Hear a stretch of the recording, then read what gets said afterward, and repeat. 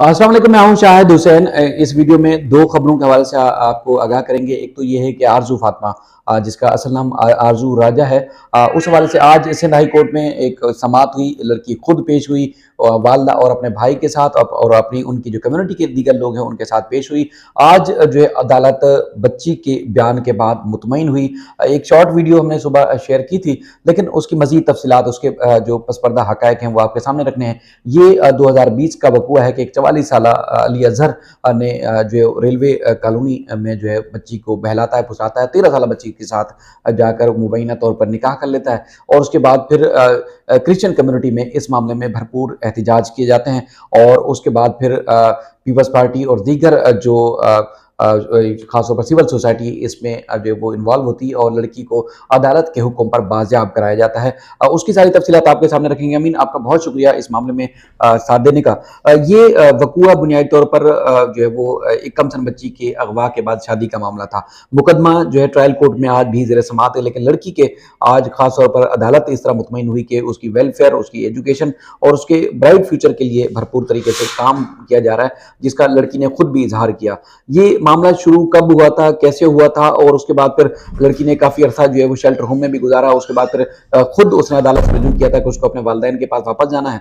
तो ये मामला किस तरह हुआ, ये तो उसकी तफसीलात हमारे नाज़रीन तक पहुँचाएगी। जी देखें, शायद ये नवंबर 2020 में ये वाक़या हुआ था, जिसमें रेलवे कॉलोनी की एक कम उम्र बच्ची के मुबैना अगवा का मामला सामने आया था। लेकिन जब उस मामले की मज़ीद तहकीकात हुई तो फिर पता चला कि जो आरजू फातिमा है उन्होंने अली अजहर के साथ पसंद की शादी कर ली है। ये मामला फिर सिंध हाई कोर्ट में ज़ेर समाअत रहा। जस्टिस के आगा ने जब लड़की का जब मेडिकल ओसिफिकेशन टेस्ट कराया गया तो उसमें ये बात सामने आई कि लड़की जो उम्र है वो 14 से 15 साल के दरमियान है। तो सिंध में चाइल्ड रिस्ट्रेंट मैरिज एक्ट 2013 के तहत जो है वो 18 साल से कम उम्र बच्ची की शादी नहीं हो सकती है। तो फिर अदालत ने ये केस निपटा दिया था और उसके साथ साथ लड़की को शेल्टर होम भेजने का हुक्म दिया था। और चाइल्ड रिस्ट्रेंट मैरिज एक्ट की सेक्शंस के तहत जो मुकदमा है वो सेशन कोर्ट में ज़ेर समाअत है, जिसमें मुलजिम जो है वो अली अजहर और निकाह खां और गवाह जो है वो जमानत पर हैं। चार्ज फ्रेम हो चुका है उस केस में। लेकिन उसके बाद 2021 में दिसंबर में एक दरख्वास्त दायर की गई थी, जिसमें अदालत से ये कहा गया था कि लड़की को जो है वो शेल्टर होम से वापस वालिदैन के हवाले किया जाए। तो अदालत ने आरजू फातिमा से उसकी मर्जी मालूम करने के बाद ये फैसला दिया था कि लड़की जो है वो अपने वालिदैन के साथ जा सकती है। ताम उसके साथ कुछ कंडीशंस भी रखी थी कि बच्ची की वेलफेयर के लिए उसकी जो तालीम का सिलसिला है वो जारी रखा जाएगा और वक्तन फ़वक्तन सिंध हाई कोर्ट में उसकी रिपोर्ट भी पेश की जाएगी। अब लास्ट हेयरिंग जो हुई थी वो अक्टूबर में हुई थी, जिसमें आरजू फातिमा भी अदालत के सामने पेश हुई थी। और आज एक मरतबा फिर आरजू फातिमा जो है वो अदालत में पेश हुई हैं और उन्होंने अदालत में ये आकर बयान दिया है कि वो वालिदैन के साथ खुश है और उन्हें किसी परेशानी का सामना नहीं है और उन पर किसी किस्म का दबाव नहीं है। तो ये तमाम बातें जो है वो रिकॉर्ड पर लाने के बाद अदालत ने ये मामला जो है वो निपटा दिया है। ताहम जो मुलजिम है अली अजहर, उसके खिलाफ मुकदमा ट्रायल कोर्ट में चलता रहेगा और उस केस का जो फैसला जो होगा गवाह और तमाम सबूत हकायक होंगे उसके बाद फिर उस पे फैसला सुनाया जाएगा। बिल्कुल। अच्छा, इसमें जो है वो काफी एक वावेला भी मचाया गया था कि देखें जी, बच्ची ने शादी कर ली, कानून के मुताबिक शादी कर ली है, और उसके बाद फिर अब उस शादी को गैर कानूनी नहीं करार दिया जा सकता। तो इस तनाजुर को अदालत ने किस तरह कंसीडर किया, और चूंकि मुलजिम की तरफ से वकला भी पेश हुए थे, उन्होंने मुख्तलिफ जो फैसले या उनका जो एक अपना मौक़िफ़ था वो भी अदालत में रखा, लेकिन अदालत ने उस सारी बात को तस्लीम नहीं किया था, जिसमें ये उनकी एक राय थी कि लड़की बालिग है और अपनी मर्जी से वो शादी कर सकती है, तो लिहाजा वो अपनी मर्जी से जिंदगी भी गुजार सकती है। तो उसको अदालत ने क्या कहा था, और उसके बाद फिर बच्ची को दारुल अमान भेजने का फैसला किस किस बुनियाद पर किया था। देखिए, बच्ची को दारुल अमान भेजने का जो फैसला था वो मेडिकल रिपोर्ट की बुनियाद पर ही किया गया था। और Sindh child restraint marriage act 2013 जो इस बात पे पाबंद करता है कि किसी भी लड़की की जो शादी की उम्र है वो 18 साल से कम नहीं होनी चाहिए। और जब मेडिकल की रिपोर्ट सामने आई थी, जिसमें ओसिफिकेशन टेस्ट वगैरह हुए थे, उसमें बताया गया था कि आरजू फातिमा की जो उम्र है वो 14 से 15 साल के दरमियान है। यही ग्राउंड्स थे जिनकी वजह से लड़की को जो है वो शेल्टर होम भेजा गया था, और जो मुलजिम उस वक्त गिरफ्तार था जिस्मानी रिमांड पे था 2020 में, जब ये तमाम मामला सिंध हाई कोर्ट में ज़ेर समाअत थे। तो उसके बाद हमने देखा अब तकरीबन 2 साल का अरसा गुजर चुका है, तो लड़की भी तकरीबन 1 साल से जो है वो अपने वालिदैन के साथ रिहाइश पजीर है, और मुलजिम अली अजहर जो है वो मुकदमे का सामना कर रहा है, जो चाइल्ड रेस्ट्रेंट मैरिज एक्ट के तहत सेशन कोर्ट में ज़ेर समाअत है। तो और इसके साथ साथ अदालत ने उस शादी को भी गैर कानूनी करार दे दिया था। जी। आपको अगर याद हो तो जो जस्टिस के आगा का जो ऑर्डर था, ना सिर्फ लड़की को शेल्टर होम भेजा गया था बल्कि उस शादी को भी उन्होंने गैर कानूनी करार दिया था अपने उस ऑर्डर में। तो सही। इस तरह की मिसालें बहुत ही कम मिलती हैं। हमने देखा है कि इस तरह की जो पसंद की शादियां होती हैं, अभी भी जो आपने देखा होगा कि मेहदी अली काज़मी केस में भी अभी तक उस जो निकाह है उसके ऊपर जो कंट्रोवर्सी है वो बरकरार है, और उसमें भी सेम तकरीबन मिलती जुलती सूरत हाल थी। एज के हवाले से बात कर रहा हूँ, बाकी रिलीजन का मामला तो अलग है। जी, जी। उसमें भी एज 14 से 15 साल जो है वो बताई गई थी। जब प्रॉपर मेडिकल बोर्ड हुआ ओसिफिकेशन टेस्ट में तो 16 से 17 साल बताई गई थी, लेकिन जब दोबारा मेडिकल कराया गया तो उसमें 14 से 15 साल जो है वो एज बताई गई है। तो तो इस लिहाज से अगर देखा जाए तो सेम सूरत हाल हो सकती है।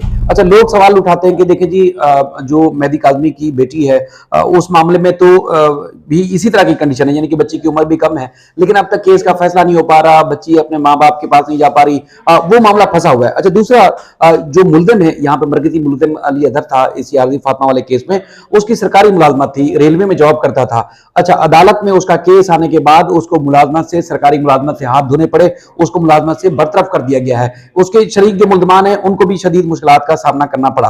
अच्छा, यहां पर हम देखते हैं कि जो मफरूर मुल्जमान है, इसके मुगविया जो मेहदी काज़मी साहब की साहबजादी है, उसमें 3 मुल्जमान सरकारी मुलाजमत रखते हैं पंजाब यूनिवर्सिटी में। उनके खिलाफ जो है वो कार्रवाई नहीं की गई है अब तक। पुलिस ने गिरफ्तार करने में माजूरी का इजहार किया है, और उसके बाद फिर अदालत की तरफ से 4 दफा वारंट गिरफ्तारी भी जारी किए गए हैं। तो उसमें अब तक जो है वो इदारे या ये सारे मामला खामोश क्यों हैं? क्योंकि उनकी वो अगर सरेंडर नहीं करते, अदालत में आके पेश नहीं होते, ट्रायल का सामना नहीं करते, एक इल्जाम था अब तक उस पर भी, अब उसके खिलाफ अभी ट्रायल जारी है, कार्रवाई जारी है, तो इन मुल्जमान के खिलाफ अब तक क्यों कार्रवाई नहीं हो पा रही? ये क्या वजह है? सिंध पुलिस भी उसी कानून का भी इतलाक हो रहा है, उसी चीज का भी इतलाक हो रहा है, यानी कि Sindh child restraint marriage act का।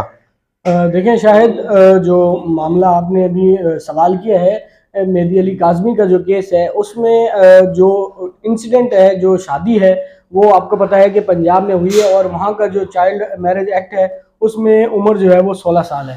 तो इस शादी बच्ची की उम्र तो नियरेस्ट टू 15 होना ही है ना, ये भी तो है। देखें, अभी तक उस निकाह के बारे में कोई फैसला नहीं हुआ, और ना तो वहाँ पे किसी पंजाब की कोर्ट ने उस निकाह को गैर कानूनी करार दिया है, ना ही सिंध की किसी अदालत ने अभी तक उस निकाह के बारे में कोई फैसला किया है। वो निकाह अपनी जगह पर मौजूद है, चाहे उसमें लड़की की उम्र जो है वो बालिग लिखी हुई है, और यहाँ पे मेडिकल में कुछ और आया है, तो उसमें थोड़ा बहुत डिफरेंस तो मौजूद है। लेकिन आपको पता है कि यहाँ पे मिनॉरिटीज़ का भी इश्यूज़ था, तो इस मामले को ज़्यादा संजीदगी से देखा गया था। आरजू फातिमा वाले केस की अब बात कर रहे हैं, क्योंकि इंटरनेशनल कम्युनिटी की भी उस पर नज़रें थी, और इस वजह से जो है वो कुछ वकला की भी यही राय थी कि अदालत ने अपने जो दायरा इख्तियार है उससे कुछ बढ़ के जो है वो रिएक्ट किया है और रिलीफ दिया है, और इसीलिए इसी वजह से ताहम इस केस में आपने देखा कि जो मेहदी काज़मी वाला केस है उसमें अगवा की सेक्शंस भी हैं, और एक स्पेशल कोर्ट जो एंटी रेप ट्रायल कोर्ट है वहाँ पे ट्रायल किया जा रहा है। अब मफरूर मुल्जमान की गिरफ्तारी पुलिस की कारकर्दगी पर डिपेंड करती है कि पुलिस कितनी संजीदा है मफरूर मुल्जमान को गिरफ्तार करने में, लेकिन इस केस में ऐसा कुछ नहीं था, क्योंकि वहाँ पे जो है वो शादी कहीं और हुई है,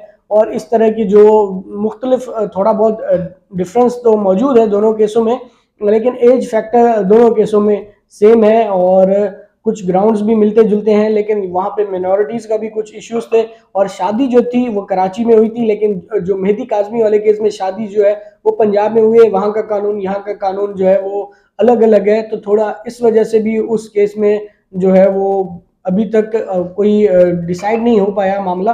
तमाम अभी मामला ट्रायल कोर्ट में ज़ेर समाअत है। उस केस में भी तमाम मुल्ज़मान मेहदी काज़मी वाले केस में भी मुल्ज़मान ज़मानत पर रिहा हैं, और मफरूर मुल्ज़मान के खिलाफ अब जब 87-88 की कार्रवाई होगी, जब इश्तिहारी करार देने की कार्रवाई मुकम्मल होगी, चार्ज फ्रेम होगा, उसके बाद केस मज़ीद आगे बढ़ेगा।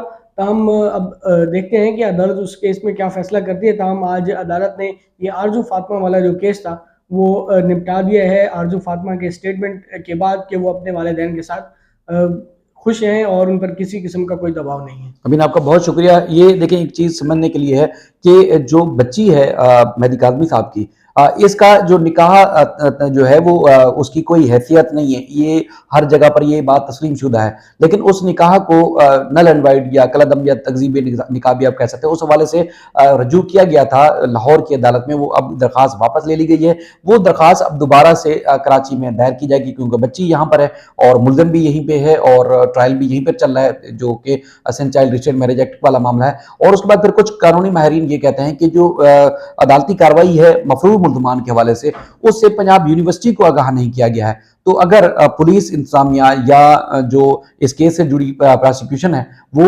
इरसाल करे जो वारंट गिरफ्तारी है नूर बीबी के और वसीम और दीगर जो मुल्ज़मान हैं उनके, तो पंजाब यूनिवर्सिटी शायद इनके खिलाफ कार्रवाई करे, क्योंकि इतलात के मुताबिक अब भी नूर बीबी वहाँ जॉब कर रही है, अब भी नूर बीबी जो है वो बाकायदगी से जो है वो यूनिवर्सिटी की मुलाजमा है। तो अगर कोई संगीन जुर्म में मुलव्वस है तो वो किस तरह किसी सरकारी मुलाजमत पर बराजमान हो सकता है, कब उसको सरकारी जो है मुलाजमत पर बरकरार जो है रखा जा सकता है। ये मामलात हैं, ज़ाहिर एक लीगल प्रोसीजर है, आगे जाकर जो है शायद इस पर भी अमल दरामद हो। चूंकि मुल्ज़िम जो अली अजहर है, जिसने आरज़ू फातिमा को, जो कि खुद 44 साल का था, अगवा किया था, खुद रेलवे में मुलाजमत करता था, लेकिन उसके खिलाफ जब केस बना तो उसको उस नौकरी से हाथ धोने पड़े। तो ये एक उसके खिलाफ भी एक जो है उसको सजा भी है कि अब वो उसे जितना जो जुर्म किया उसकी अलग से सजा मिलेगी, लेकिन उसने उसके साथ साथ उसको नौकरी भी उसकी चली गई। तो इस तरह मजीद जो है वो चीज़ होगी। दूसरा ये है कि ये आरज़ू का केस जो है तकरीबन 2020 का है, अब 2022 एंड हो रहा है, तो ताख़ीर हुई, लेकिन माँ बाप अब जो है वो सुकून से है।